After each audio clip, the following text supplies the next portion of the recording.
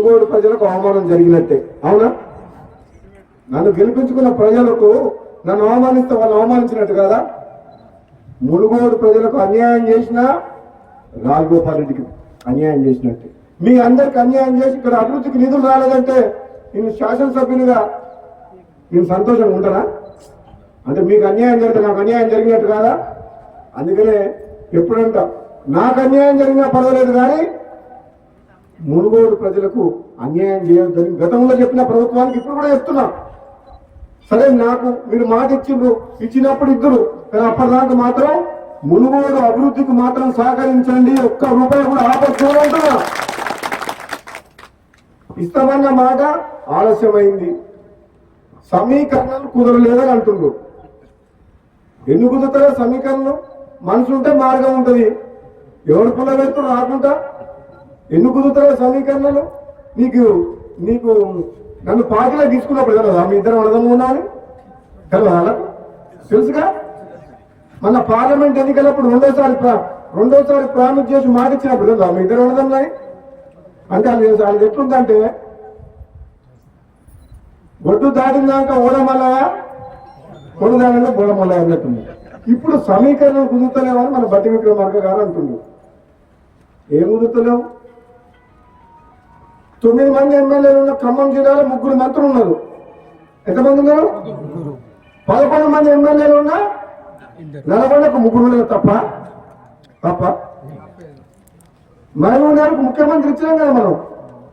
రేవంత్ రెడ్డికి ముఖ్యమంత్రి ఇచ్చినప్పుడు ఇద్దరు తప్పేంది?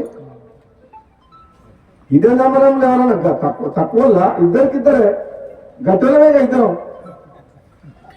నేనేమంటున్నా, పదవి ఎవరికి ఎప్పుడు ఇవ్వాలనేది కాంగ్రెస్ పార్టీ అధిష్టానం నిర్ణయం తీసుకుంటుంది.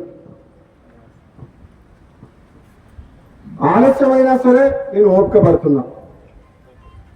పదవుల కోసం పాటులాడే వ్యక్తిని కాను.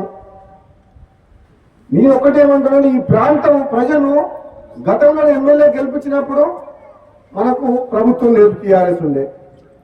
ఇప్పుడు ఎమ్మెల్యే గెలిపించారు, మన ప్రభుత్వం ఉంది. కనీసం ఇప్పుడు ఈ ప్రాంతానికి అన్యాయం చేయొద్దు. ఈ మునుగోడు నియోజకవర్గంలో అన్ని రంగాలు అభివృద్ధి చేయాలి. నిజంగా నేను పార్లమెంట్ సభ్యులుగా పనిచేసిన 7 నియోజకవర్గాల్లో, ఎమ్మెల్సీగా పనిచేసిన నల్గొండ జిల్లా మొత్తానికి. అన్ని నియోజకవర్గాలు చూసిన మునుగోడు అంతా వెంకబాటులో ఎక్కడ లేదు. మునుగోడులో రోడ్లు లేవు, ప్రభుత్వ బడులు లేవు, ప్రభుత్వ ఆసుపత్రులు లేవు, కరెంటు సమస్యలు ఉన్నాయి.